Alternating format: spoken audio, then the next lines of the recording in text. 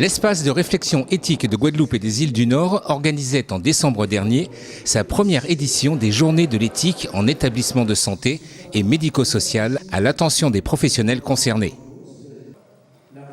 Il s'agit d'échanger avec les professionnels des structures médicales ou médico-sociales accueillant des personnes âgées, porteurs d'un handicap ou présentant des troubles psychiques et de les sensibiliser à la dimension éthique du soin et du prendre soin.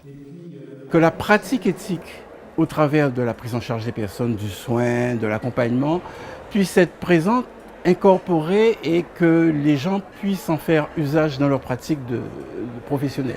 On est tiraillé entre le fait que les gens doivent être considérés autonomes et qu'ils peuvent être vulnérables parce qu'ils ont un retard mental, parce qu'ils ont des troubles psychotiques. Des fois, on est tiraillé entre les problèmes d'intimité et de protection. On est tiraillé sur ce que c'est que l'expression de l'affectivité de quelqu'un qui peut s'exprimer par des comportements sexuels. Pourtant, ce sont deux choses différentes, même s'il y a une continuité. Donc voilà, toutes ces questions sont, du moins pour cette journée, sont au cœur de ce qu'on veut partager. L'un des points discutés concernait la perte d'autonomie. Ce que l'on entendait par là, pouvoir en définir le contour, autant d'échanges qui ont pour but à terme de bénéficier aux personnes. Quand on dit qu'une personne a perdu son autonomie, qu'est-ce que ça veut dire ? Il n'est plus capable de rien, qu'il est... Non, souvent on dit qu'il a perdu son autonomie parce qu'il ne peut plus marcher. Mais du point de vue autonomie philosophique, décisionnelle, il l'a toujours. Donc c'est très dangereux de dire qu'il a perdu son autonomie. C'est pour ça que je voulais attirer l'attention sur le fait qu'il y avait différentes sortes d'autonomie, et que quand on parle de perte d'autonomie, c'est l'autonomie fonctionnelle.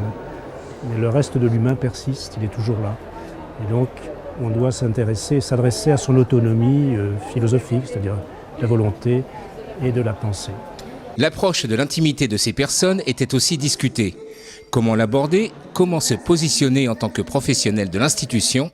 Une étude d'un cas fictif issu d'expériences professionnelles était proposée par l'espace éthique du Grand Est. Tout ce qui touche à la sexualité, à l'intimité, ça reste assez tabou. Et pourtant, c'est quelque chose, des notions auxquelles sont confrontés pratiquement tous les professionnels de santé.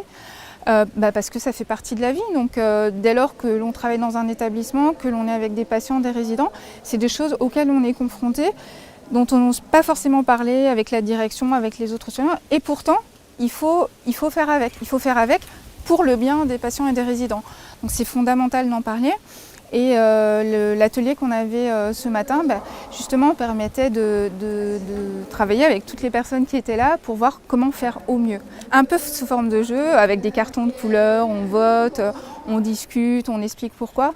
Mais parce que c'est ça, l'éthique, c'est aussi dans la discussion. Il n'y a pas une vision unique de voir les choses, c'est toujours avec autrui qu'on arrive à construire une solution.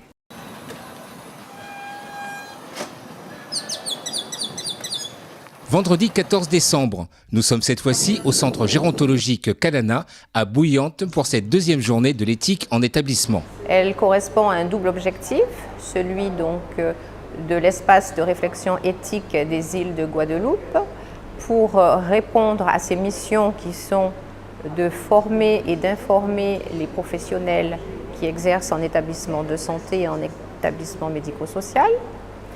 Et le deuxième objectif, c'est de répondre aux questions des soignants sur un sujet très difficile, la fin de vie. La matinée était consacrée au concept d'éthique et d'autonomie, puis à la loi Clay-Leonetti sur la fin de vie. Le topic principal d'aujourd'hui sera sur la limitation thérapeutique, c'est-à-dire toutes les techniques, toutes les méthodes, toute la réflexion qu'on doit avoir pour éviter l'obstination déraisonnable. Qu'on appelait avant l'acharnement thérapeutique. Donc en gros, on va travailler sur comment faire en sorte pour ne pas avoir d'acharnement thérapeutique. Voilà. Ce matin, j'ai fait une présentation sur les notions de morale, d'éthique, de droit. Cet après-midi, on présente un cas clinique.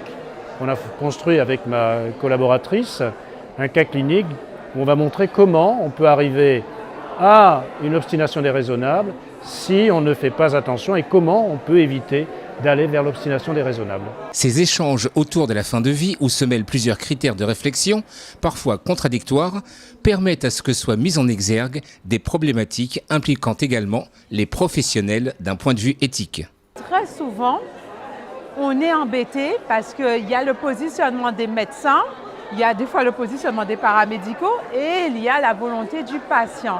Il est des fois difficile de faire ressurgir la volonté du patient par rapport au poids, on va dire, du monde médical.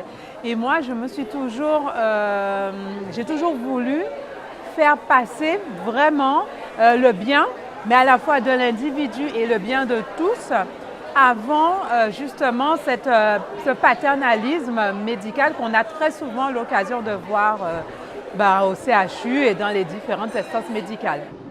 En éthique, nous discutons, nous réfléchissons, nous regardons les valeurs, nos valeurs qui sont mises en difficulté, les conflits qui nous opposent en fonction de nos représentations, en fonction de nos croyances, en fonction de notre éducation. Et c'est avec toute cette discussion que nous essayons justement de trouver des solutions. Ces 2 journées de l'éthique en établissement auront permis pour les uns de se rencontrer et d'échanger, et pour d'autres de s'informer.